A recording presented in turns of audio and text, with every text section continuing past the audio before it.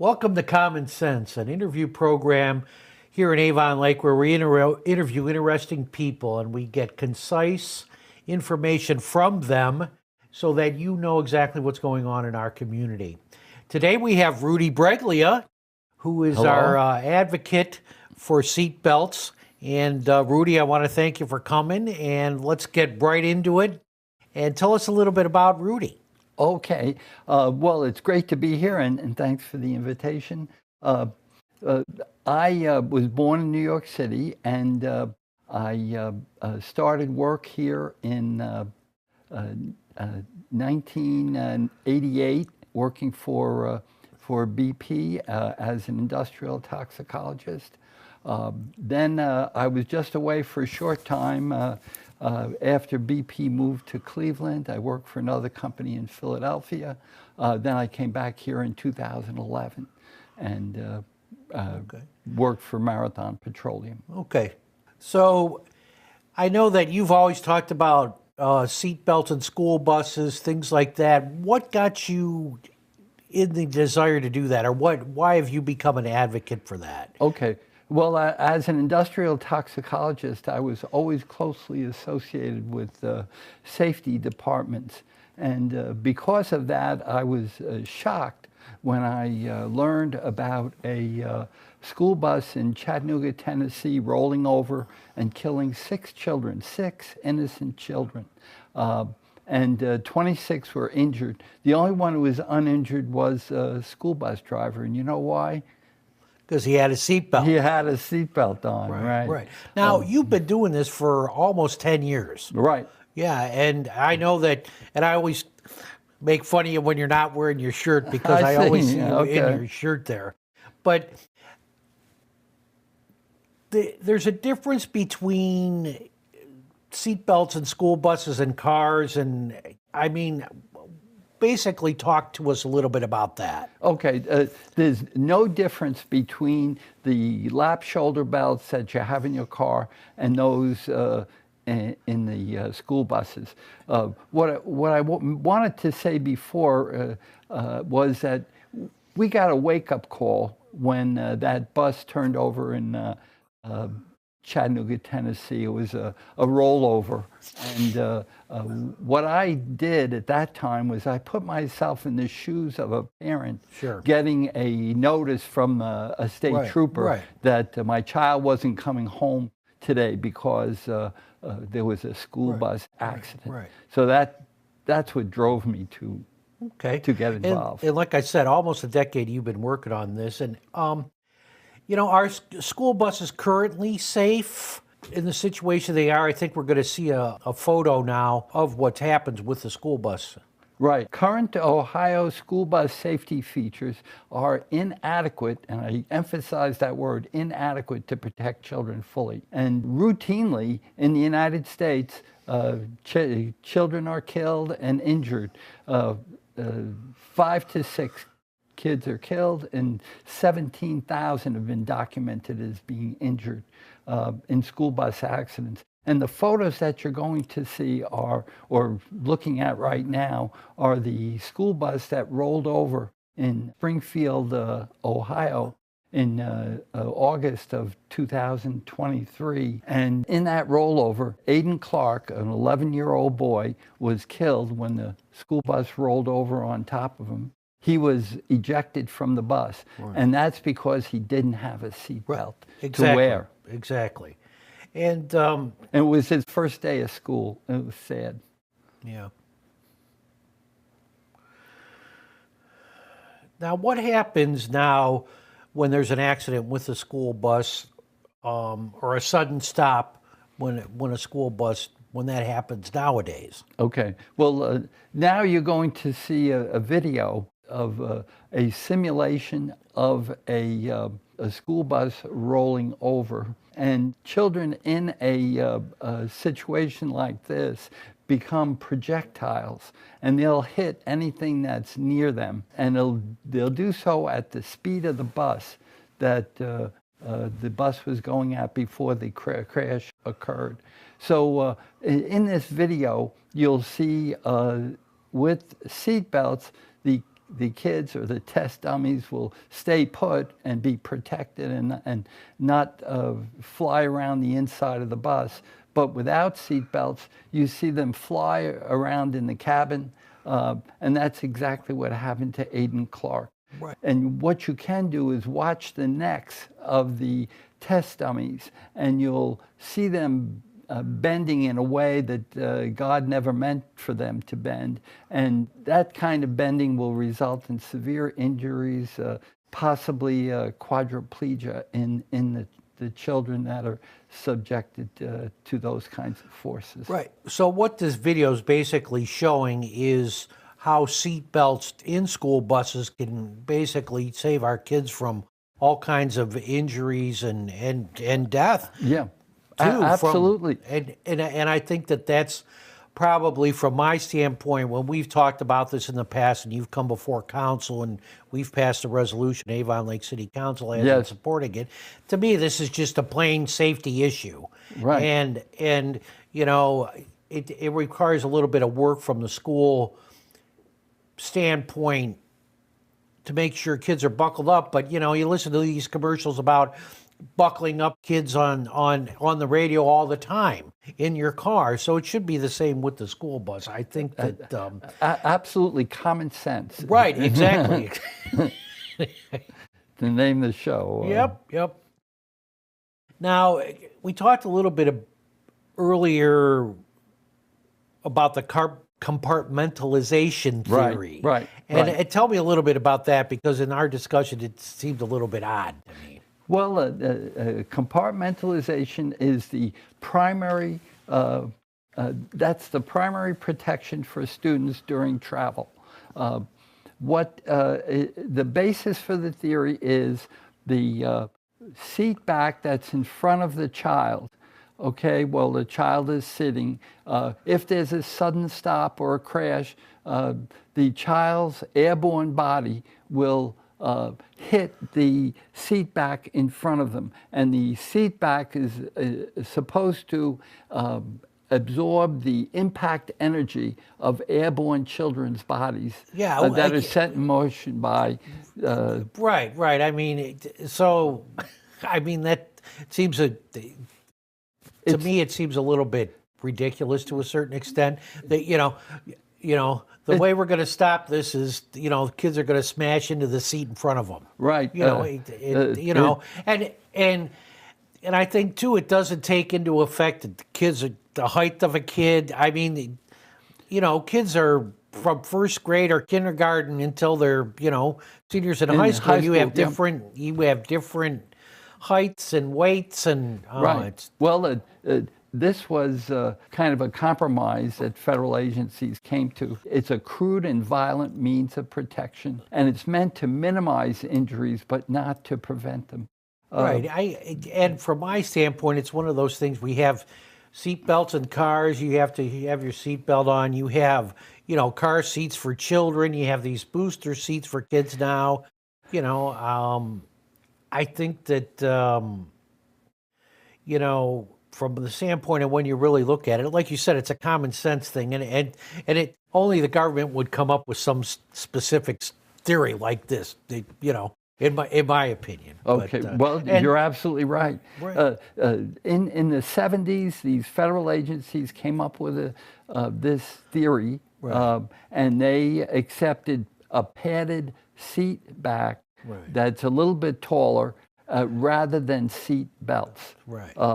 And they based it on the flawed theory of compartmentalization. Right. The theory is most effective when the bus is going forward at a slow rate of speed, and all the kids are sitting properly. That means sitting upright, facing forward with both feet on the ground. Yeah. Well, we know kids can't do that for any period of time. Well, I remember as a kid, when I would go to Airyview had plenty of, or Electric Boulevard had plenty of bumps, so we would jump up and down on the seat, try to catch one of the bumps, so we could see how high we would jump up. And to think that kids are going to sit properly in the seat, it doesn't happen. Right, and that's the same thing with putting seat belts on them. You want to have, they have to have the seatbelt on for it to be effective, so there has to be a way to do that.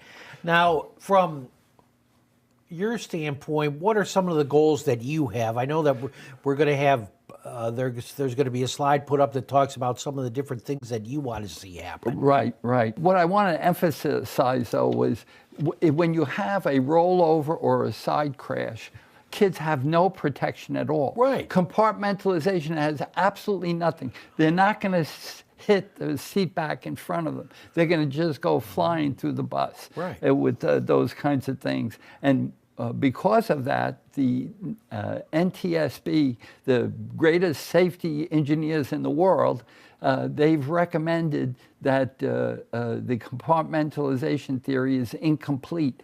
Sure. Because it doesn't take into account rollovers or side crashes. Right. And North Carolina did a 10-year study where they found that 1/3 of all the crashes were of the rollover or the side crash type. And they accounted for 80% of the injuries. Right. So it makes sense. Yeah, well, and I mean, when you're traveling at a higher rate of speed, your chances of rollovers and things like that, especially in a bus or something, I mean, I would think that they would increase just simply because of the fact that you're traveling such a high rate of speed. When you hit something or the bus starts sliding or whatever, and it's not that easy to control or stop. No, it doesn't make sense at all. Right, Our kids flying down the highway at 70 miles an hour without seatbelt protection. Right. It's a disaster waiting to happen. Right, and it happens every year. You have the, you know, yeah. And we saw the video in that earlier. August, yeah. To get back to my goals, number one is to alert the community to the school bus safety concern that can be fixed with seatbelts and thereby promote preventative action by the school district. Number one. Number two is to help the school districts handle the issue and overcome any perceived difficulties. And number three is to acquire public or private funds for a seatbelt pilot program in the school district to help the school district learn about seatbelts, something new in their school buses.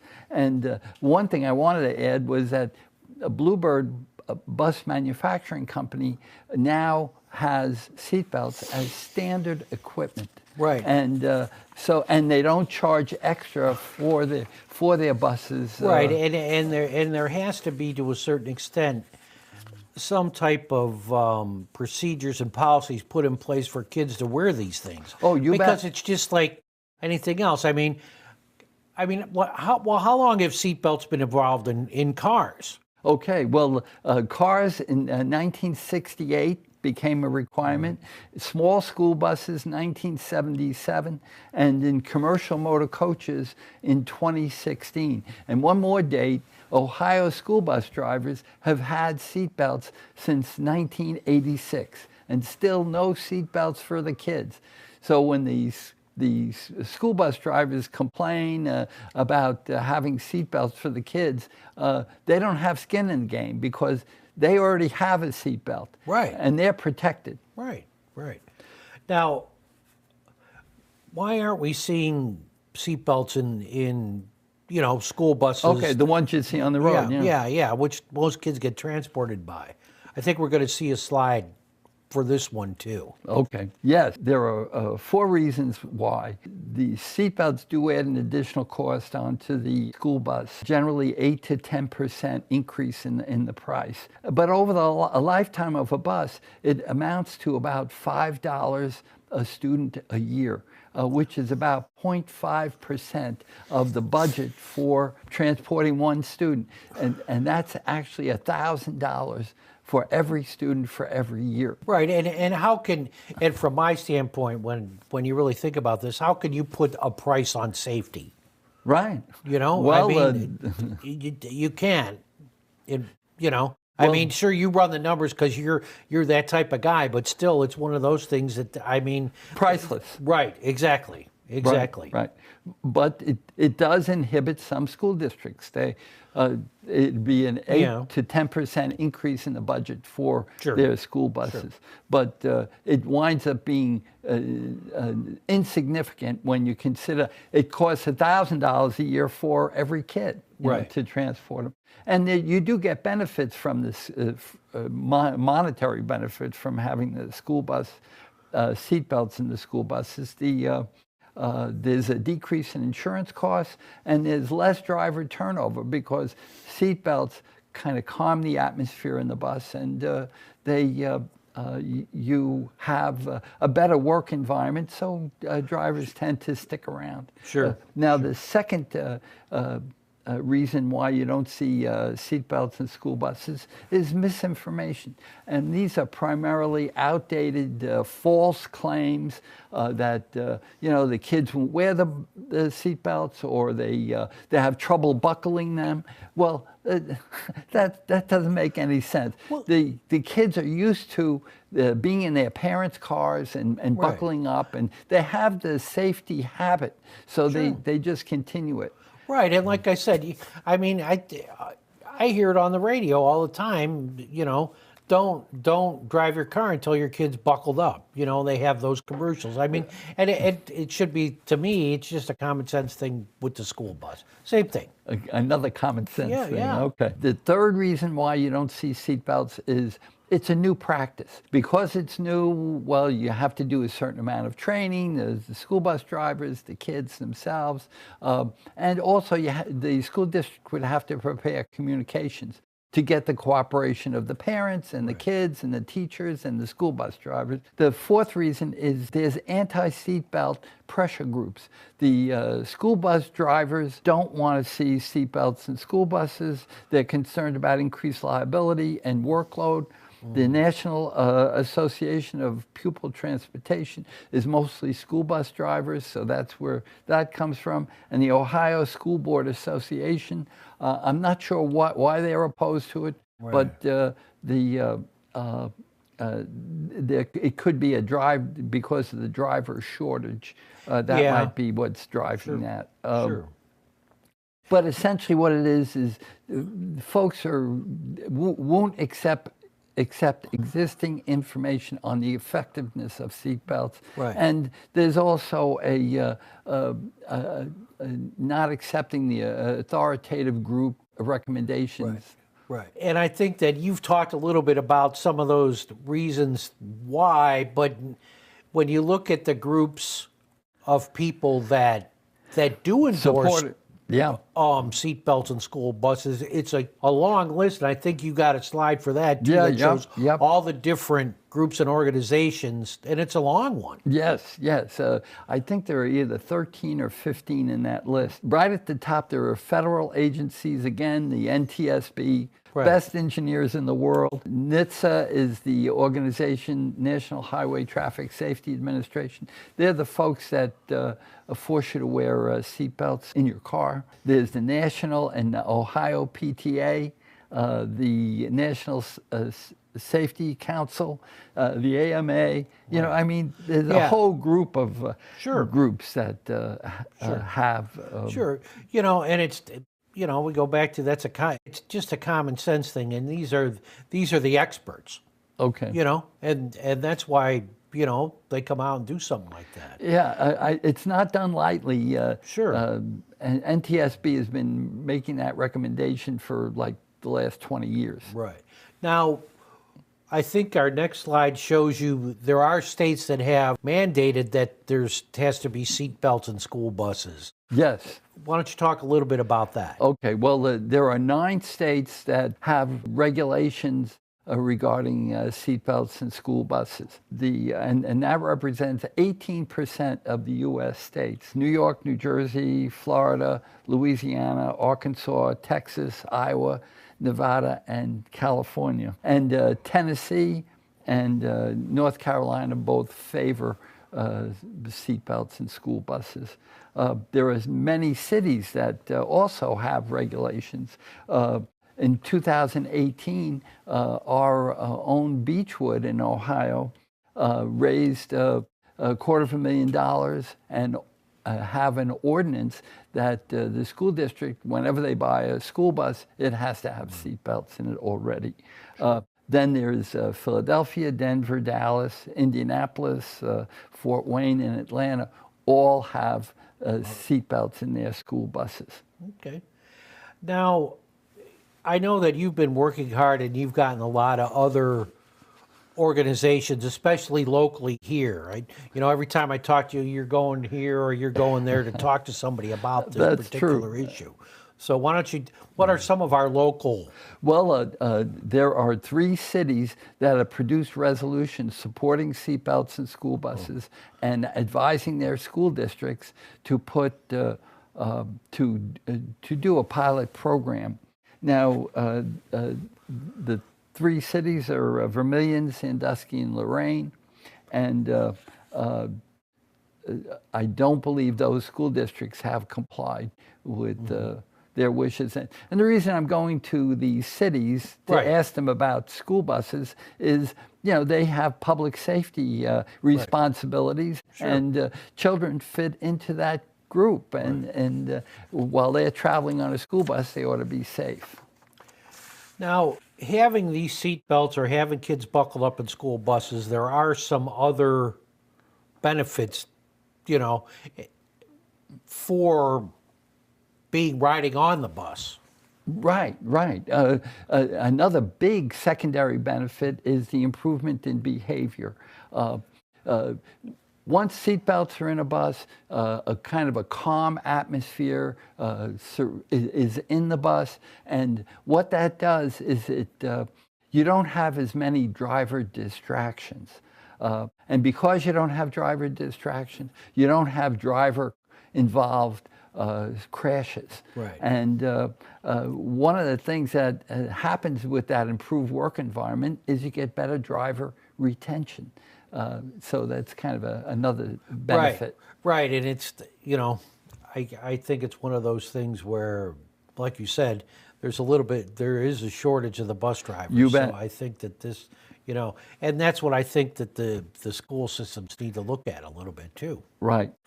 Now, the other thing is, what are some of the school districts in Ohio that have their new buses where they're going to be getting seat belts? Okay, well, the 3 school districts that have purchased seat belts for their school buses are Avon Lake, Hudson, and Beechwood. Beechwood, certainly because of that ordinance. They have a fleet of, I think, 10 buses or maybe more right now. Okay. So we do have some that are doing stuff, but it's one of those things where I think you need to these schools need to put together a protocol on how they're going to have to deal with it. You know what I mean? Because there are certain things that are going to be involved. Like you said, the parents may be upset that, you know, little Joey's kicked off the bus because he refuses to put on his seatbelt. And that could happen. Right, exactly. But, you know, it's just like everything else. Once it happened once, it usually doesn't happen again, you know. Right. Now, the other thing is that talk a little bit more about, and I think we're going to see a slide on this one too, about the different things that you have been doing. Okay, well, I've been involved in a lot of activities, a lot of presentations to a whole group of government workers and politicians and schools. I did address the Ohio Transportation Committee. I gave testimony there. Yeah. I've talked to the Lorain County Commissioners, and they produced a resolution as a result of that. School districts, boards of education, superintendents, managers of transportation, the Ohio PTA, and many PTAs within school districts, city councils. Again, you know, this idea of public safety and the reason that they should be including kids, and social action organizations, Kiwanis Club, the Rotary Club, the Knights of Columbus. Sure. And I've been interviewed in print and on TV and radio, and I think one of the TV shows I did was picked up by the kids in Beechwood School, and they brought that to the City Council, And the city council, on a basis of that, invited me to come to speak with them. Good. And it wound up, I'm not going to take full credit, but I was involved. Sure, sure. And I think on things like this is you got to be, I don't sort of mean it this way, but you got to be somebody that's out there networking, sort of the person that's like the fly in the ointment type of thing, where you're sort of always constantly putting these things in people's ears to get them, to do something, because, it really is a common sense safety issue, and that's always the way that I've looked at it. Now, there are some things happening in Ohio, the House Bill 3.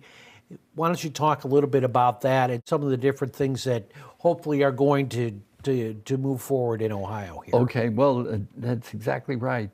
In January of this year, Representative Bernard Willis from Springfield, which is the same district where the boy was killed, Aiden Clark,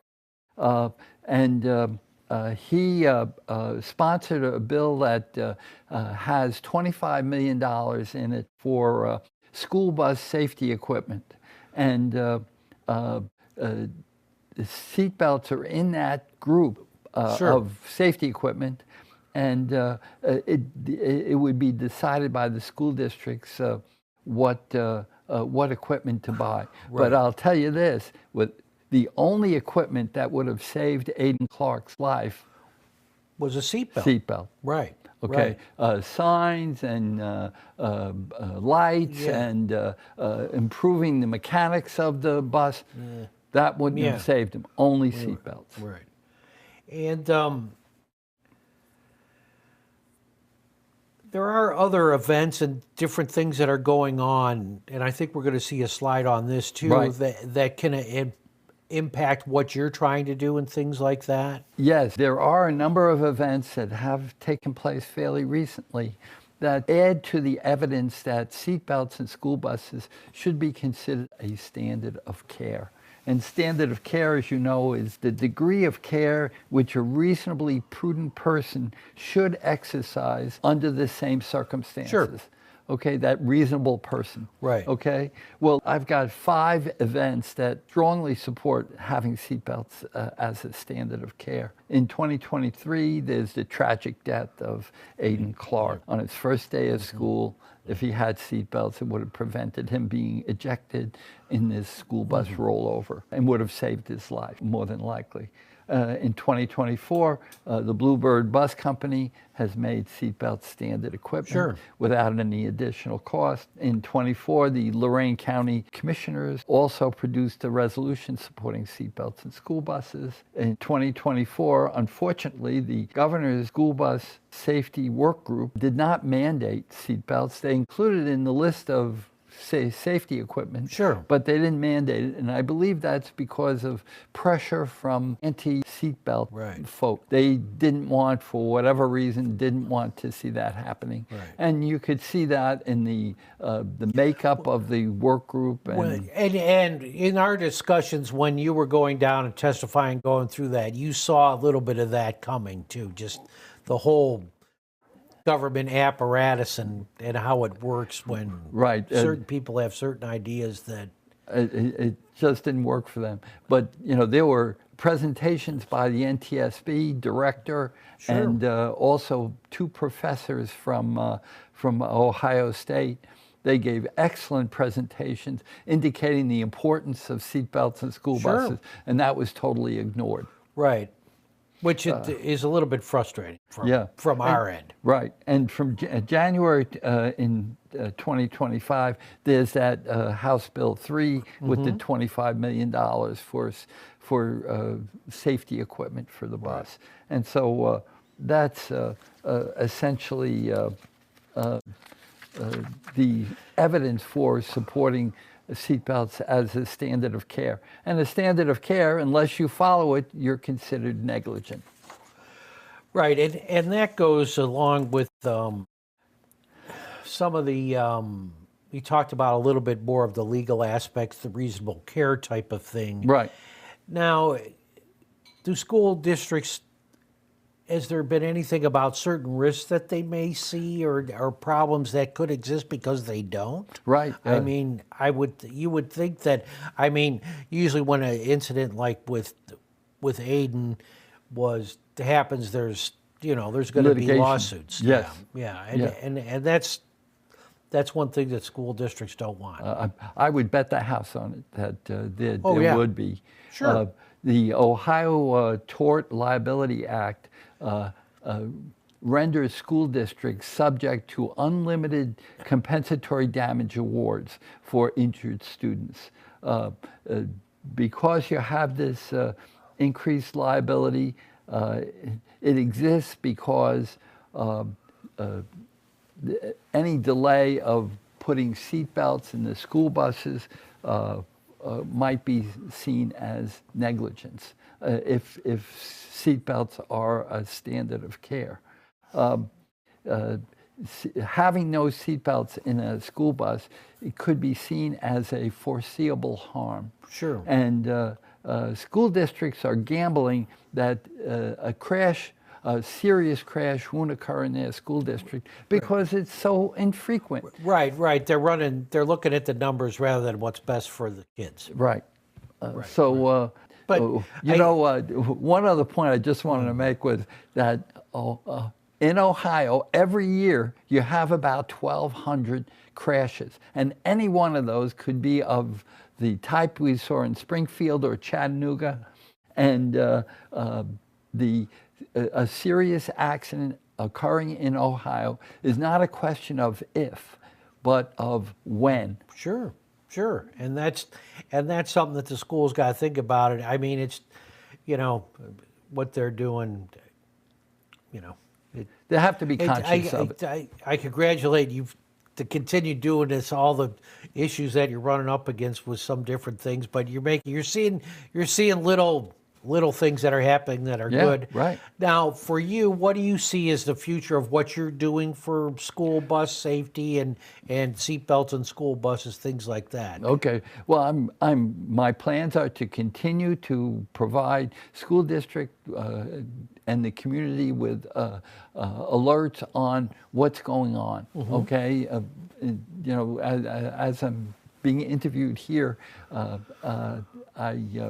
other media, will be picking these things up. And anytime there's a crash in Ohio and something that makes network news, I'll wind up getting calls from media, both print and TV. Well, and that's sad to a certain extent that it's one of those things where they have to, but that's the media, but. Right. So I'm going to make school districts aware of the grants, especially with this $25 million that hopefully that'll get through the budgetary process. And the other thing I'd like to make districts aware of is what Bluebird has to offer and what I think other manufacturers are going to be offering, because they don't want to be challenged with having selling a defective product. Well, and you would think that without school seatbelts. Yeah, I mean, I think it's sort of with the litigious nature of society. Bluebird's probably fear of litigation, and if you're Bluebird, you're doing this in some of the buses anyway. Right. I mean, because some districts are ordering with it. I mean, California's probably, buys the most school buses of anybody. Right. But so they're probably like, it's not going to cost us all that much more, and it's going to take down the cost to build to put them in every bus anyway, if you're doing it. I firmly believe, and I've talked to the Bluebird people, they're very interested in the safety of the kids, and they don't want to put out a product that might not be helpful in a crash. Now, you talked a little bit about this House Bill 3. Are there hearings coming up on that? Are you going to be involved in any of those things? Right, and I've been asked to give testimony again before the Transportation Committee. Representative Bernie Willis is the chair of the Transportation Committee. And from what I'm hearing, there's a good chance that that $25 million will become available for school bus safety. Good. That's good. And I think that you know, it's sad, it takes a tragedy to do that, but I think that it's a need, and it seems to be, your work seems to be paying off because you're getting these wins on different things. You know, it's unfortunate that you don't have that problem. I have trouble talking about Aiden Clark's situation and that photo of him in better times that folks saw. Yeah, it's tough. It's one of those things when you know you're preventable and you've been trying to do it. Now, how can people get in touch with you if they know somebody that's interested, or to get you to somewhere? Or okay, my email is going to appear on the bottom of the screen. It's rudybreglia@gmail.com. That's RUDYBREGLIA@gmail.com. That's the best way to get in touch with me. Okay, and so you're available to go and talk to people, different groups, and anybody that wants to or knows of a group that you can talk to, you know, they can contact you, because, you know whenever I see you out and about, you're like, I'm going here, I'm going there, I'm going here, and to talk to this group or that group, or going down to Columbus. Yeah, I'm perfectly available. Get in touch with me, drop me a line, and I can give you 5 minutes or 3 hours, whatever you want. I've learned a little bit in the time I would say. And of course, now we come down to the last question that everybody gets. That everybody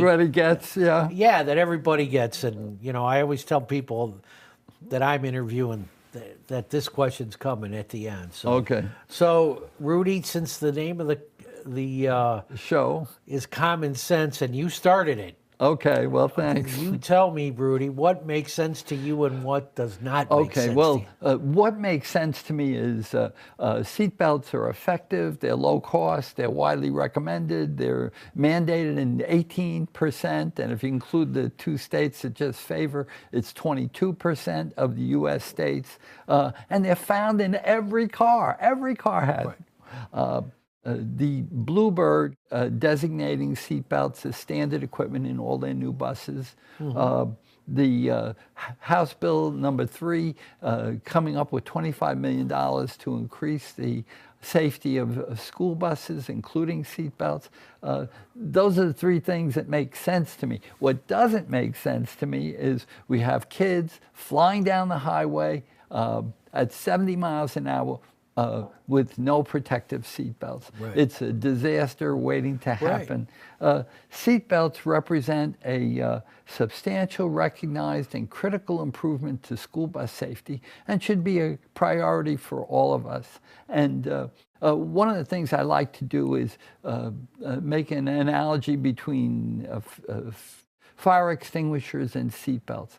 They're both absolutely needed precautions to prevent catastrophic loss, as you saw in the Chattanooga crash and the Springfield crash. Another thing that I generally do after I give a talk is I take a survey. I ask folks, well, how many people think it's a good idea to have a fire extinguisher in your home? And they'll all raise their hand. Oh, yes, we want a fire extinguisher. Then I say, well, how many people would allow your children to drive around in town without a seatbelt? Nobody raises their hand. Nobody's for kids running around without seatbelts. So I say, why don't we have seatbelts in school buses? It doesn't make sense. Yeah, it sure doesn't. No common sense. It sure doesn't. Well, we appreciate everyone watching our Common Sense program for today, and give us some feedback. You got Rudy's email address or on our program or this program, and if you need Rudy to come out and talk to anybody, I think that he'd be ready to do that. And if you have any ideas for people that want to be on the show, contact Rudy or myself. and we'll be back again with another program. And Rudy, what do we do? Seatbelt saves lives. All right. Thank you. Thank you.